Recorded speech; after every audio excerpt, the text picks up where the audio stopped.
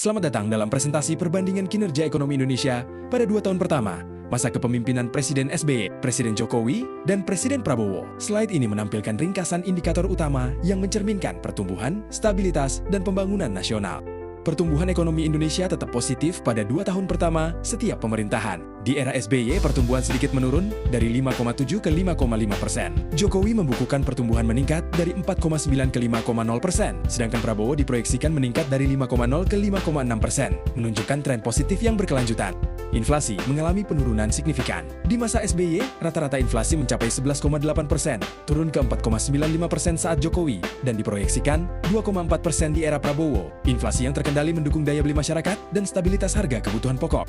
Investasi dan pembangunan infrastruktur terus meningkat. Dari pembangunan jalan tol, bendungan, bandara, hingga pelabuhan, SBY memulai fondasi infrastruktur. Jokowi mempercepat dan Prabowo fokus pada penyelesaian serta optimalisasi proyek strategis. Pertumbuhan sektor infrastruktur juga terlihat dari peningkatan skor dan investasi infrastruktur terhadap PDB. Tingkat kemiskinan menurun bertahap. SBY 16-17%, Jokowi 11-10,7%, Prabowo 8,57-8,47%. Program sosial dan pemberdayaan desa berperan penting. Pengangguran juga menurun secara signifikan, dari 11,2% di era SBY ke 4,76% di Prabowo, berkat penciptaan lapangan kerja dan pelatihan industri padat karya. Pengelolaan fiskal tetap terkendali. Rasio utang terhadap PDB turun dari 42,6% di SBY menjadi 35,8%, stabil di Jokowi dan diproyeksikan 39% di Prabowo. Defisit APBN diharapkan tetap rendah dan fokus fiskal juga diusahakan untuk menekankan stabilitas, pembangunan, dan kesejahteraan rakyat.